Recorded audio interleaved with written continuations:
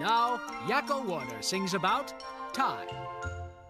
When you're traveling from Nantucket through Chicago to St. Paul, and you're standing in an airport and you look up on the wall, there's a clock for every city and a different time for all, from Asia through Malaysia to Peru.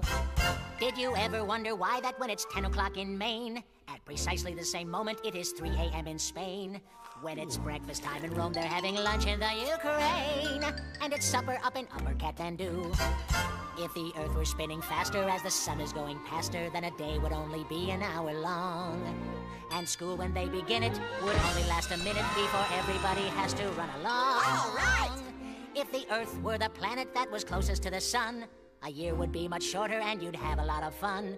'Cause by the time you were in first grade, you'd be over 21, and you'd live to be 903 or 4. Time is relative, dependent. You can save it, you can spend it, doing things you like to do or learning how.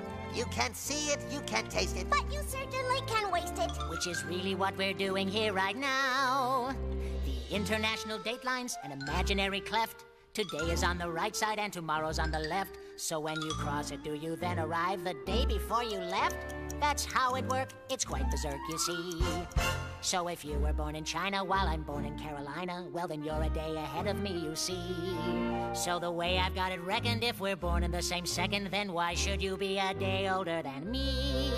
But it really is no miracle, that difference in our birth, because the world is spherical. That's why around the earth there's always different times for Moscow, London, Boston, and Fort Worth. And that's the way it's always gonna be.